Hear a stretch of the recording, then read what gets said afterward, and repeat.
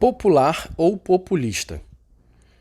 Nos últimos anos, os termos populismo e populista invadiram os meios de comunicação e a linguagem em geral, perdendo assim o valor que poderiam conter para compor uma das polaridades da sociedade dividida.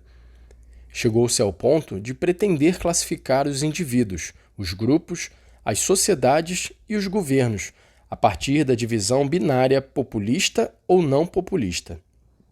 Já não é possível que alguém manifeste a sua opinião sobre um tema qualquer sem tentarem classificá-lo num desses dois polos, umas vezes para o desacreditar injustamente, outras para o exaltar desmedidamente.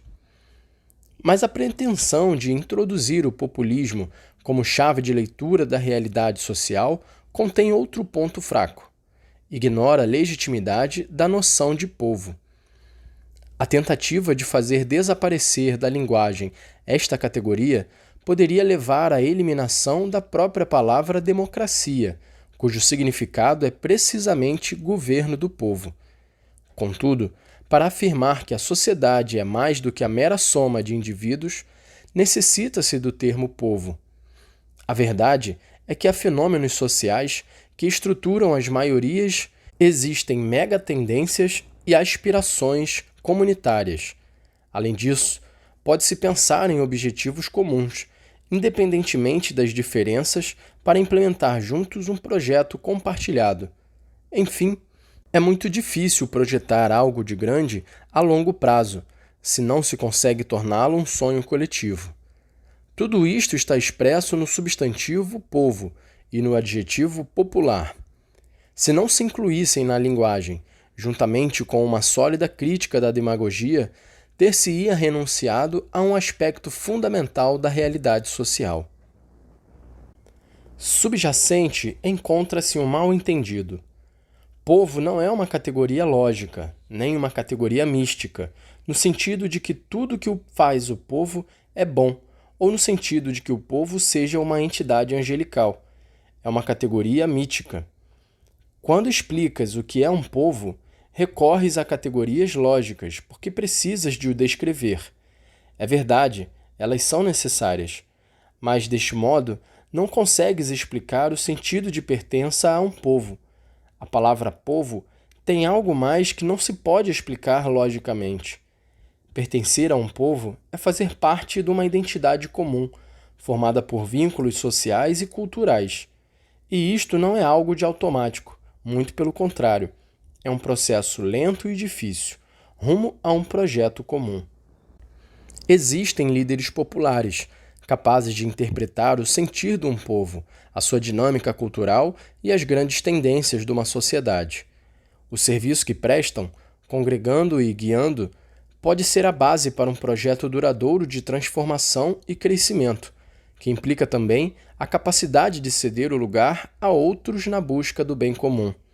Mas degenera num populismo insano, quando se transforma na habilidade de alguém atrair consensos, a fim de instrumentalizar politicamente a cultura do povo, sob qualquer sinal ideológico, ao serviço do seu projeto pessoal e da sua permanência no poder.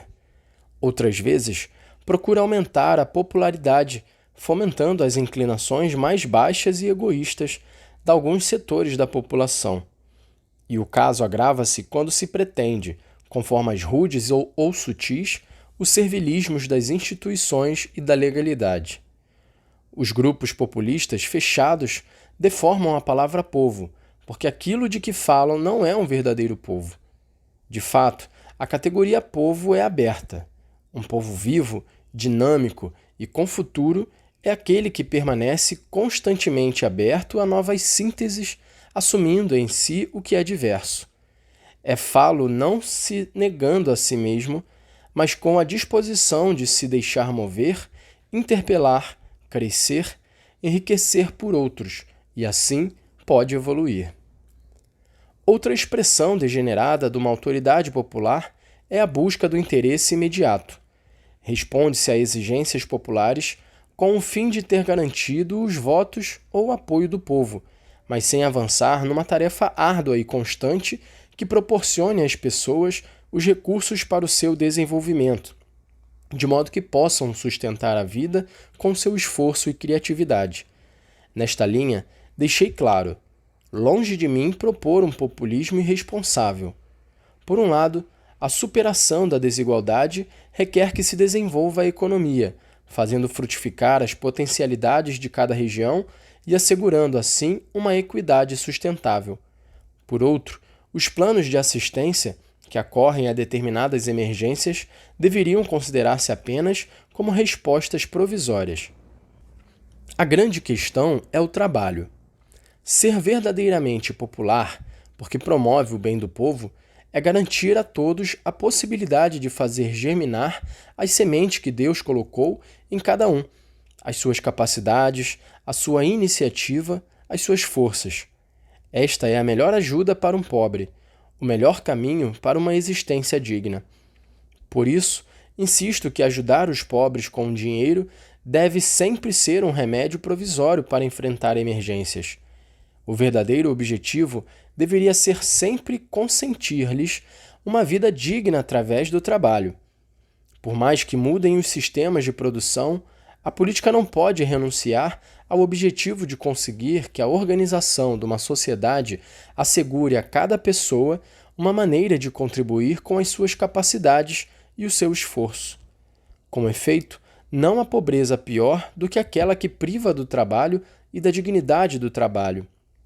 Numa sociedade realmente desenvolvida, o trabalho é uma dimensão essencial da vida social, porque não é só um modo de ganhar o pão, mas também um meio para o crescimento pessoal, para estabelecer relações sadias, expressar-se a si próprio, partilhar dons, sentir-se corresponsável no desenvolvimento do mundo e, finalmente, viver como povo.